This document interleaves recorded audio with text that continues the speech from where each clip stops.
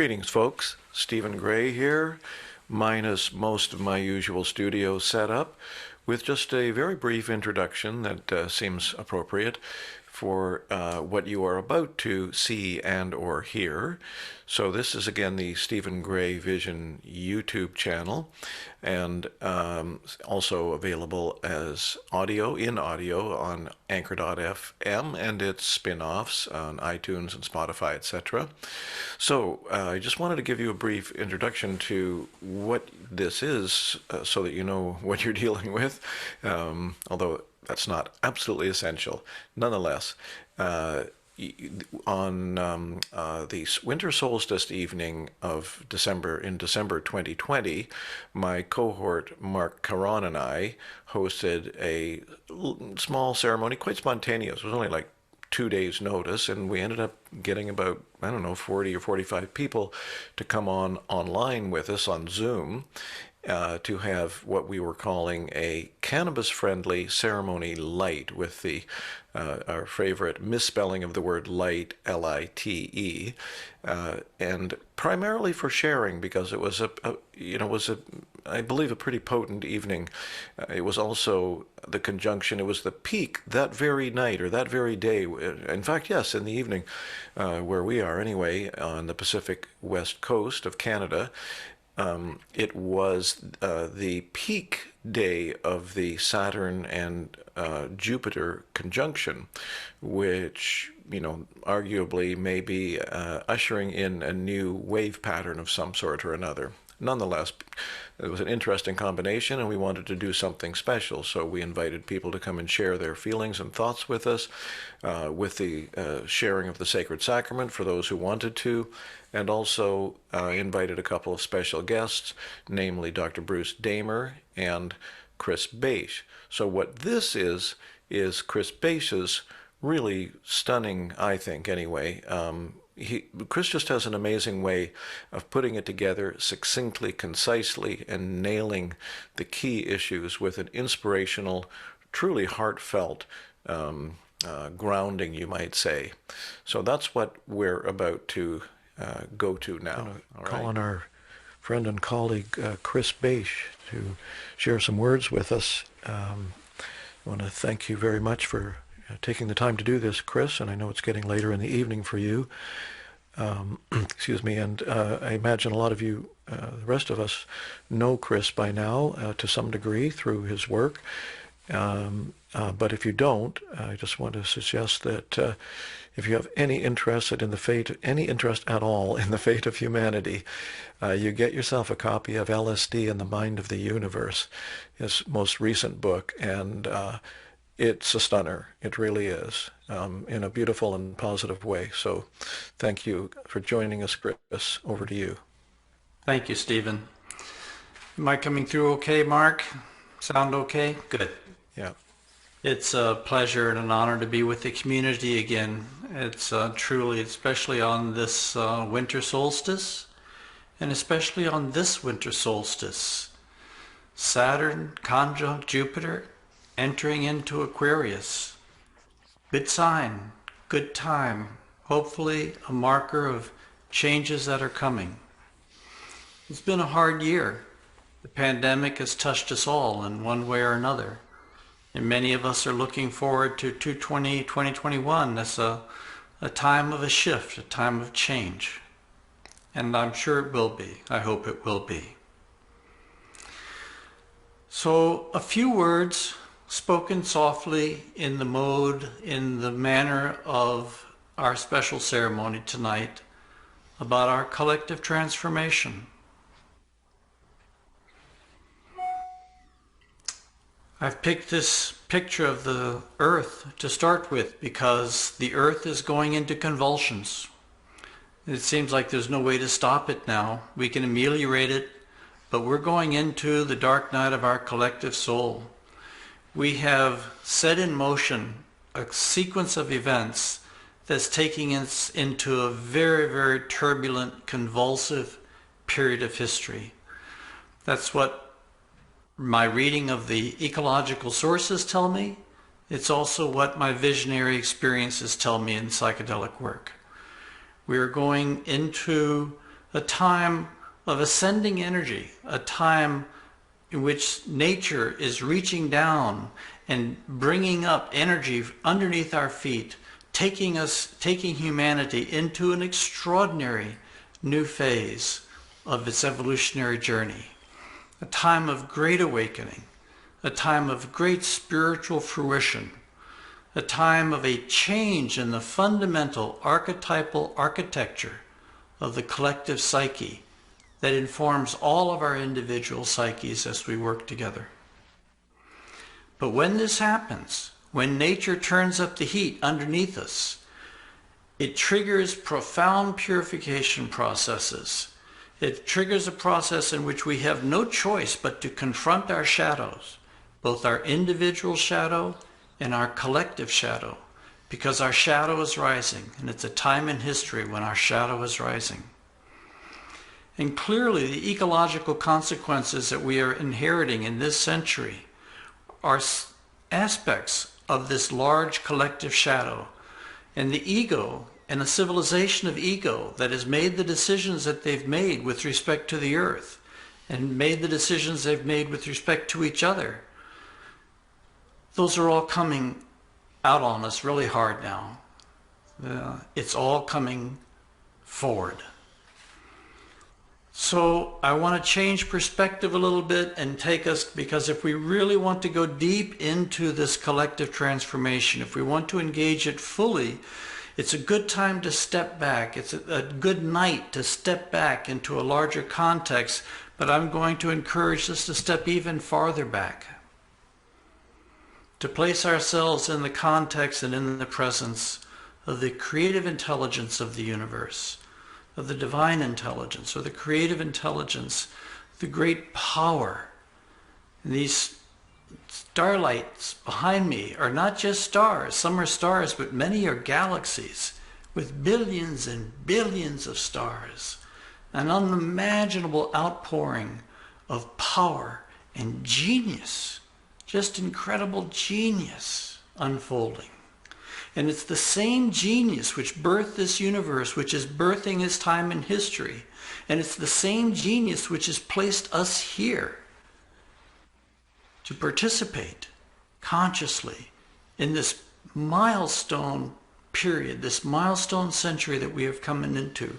We will come out of this century profoundly different than we came into it. And so I'd like to encourage you to think about, who is it that's undergoing this transformation? Who is it that's engaging these powerful forces, carrying us forward? And it's not who we think we are. We are not who we think we are. We have by habit a custom of thinking of ourselves as basically 100-year-old beings. But the science of consciousness tells us today clearly, we are not 100-year-old beings. Reincarnation is a simple fact of life. And knowing this, when we look at ourselves, we see that we are 100,000-year-old beings. We have enormous quantities of time folded into the person that we now are. Every talent that we have, every piece of genius that we have, every habit that we have, even our bad habits that we have, they come from somewhere. They come from a deeper history. And one way to imagine a human being as a reincarnated being is the samurai sword, which is made from folding level upon level upon level of metal, folded and hammered over each other, up to 10,000 layers of metal, subjected to fierce heat and fused together to create a blade of incredible lightness and strength and agility. And I think a soul is that too. We are the result. This generation is the result of hundreds and thousands of lifetimes of precious human experience, of precious learning, folded in upon one another, and are being fused. And just as the planet is facing a huge crisis to become one planet, one ecosystem, one system that lives in a healthy manner with each other, with the planet itself, If that's taking place in the outer social world, there is a similar process taking place in our inner world. I think it's a time when all of our former lives are coming into us really hard. We were born with many of our former lives active in our psyches, much more than in previous generations. And as we engage our shadows, as we engage our individual and collective shadows, and submit ourselves to the transforming fire of deep awareness, and let the divine awareness that we all are focus on our past and purify our past of all of those things which hold us back and constrict us, we then become initiated into deeper and deeper levels of intimacy with the universe, with each other. This genius that's behind all these stars and galaxies behind me, this is our nature. We open ourselves, as we purify ourselves, we open ourselves into the cosmic arms, into the embrace of our own history, into the sacred communion, which is taking us forward. Out of this century, I think, is coming a new humanity, the future human. You know, I call it the birth of the diamond soul, which is simply all of our former lives coming together and fusing into a single intelligence, a single consciousness, an individual awareness which is individual and yet a deeper form of individuality than we've ever seen on earth before. Not just a few of us, all of us, the entire human species coming forward in this crescendo of power, purification, destabilization, reaching out, and achieving something that has never been achieved in history before. This is something I share with you which comes from my own psychedelic work, but I don't think it has anything to do with me privately. I talk with people. I think many of us are seeing this basic same truth in our own psychedelic sessions. The indigenous people have been seeing it for generations in their work. Some of the great saints and mystics who never touched psychedelics have seen these things coming forward. This is the time of the great unraveling. The pandemic unraveled us faster than we ever thought possible, but it's just the overture. There are harder times coming. If we embrace those hard times with foreknowledge, with absolute dedication, not turning away from any of the hardship that's coming, but engage it fully, asking ourselves the question, what is the highest good that I can bring to the challenges that I'm facing? What can I give that's being asked to be given now? I think we accelerate our own individual evolution, and in accelerating our individual evolution, we accelerate humanity's collective evolution. I think we're all in this for the collective right now. The time of the individual saints and saviors is gone. It's over. They've done their job. They've done their work. The hour now is for the children and the grandchildren and our great-grandchildren. The only calling that's worthy of ourselves is our collective salvation, our collective transformation, our collective good, to bring us back in alignment with the deep truths, with our deep soul, with our deep heart. As the future human emerges in history, I anticipate a tremendous opening of our heart to each other. As we open our heart to the divine heart, which holds all of existence, not just humans, but all beings, all of existence. And as our minds open up into the deep communion, it opens us up into the cosmic communion that opens us into the intaking of awareness and insights, truly scientific insights that can come pouring into us when we're open and clean and clear.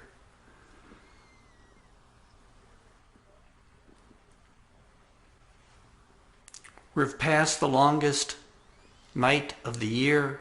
We're coming into the beginning of the rising daylight in our lives.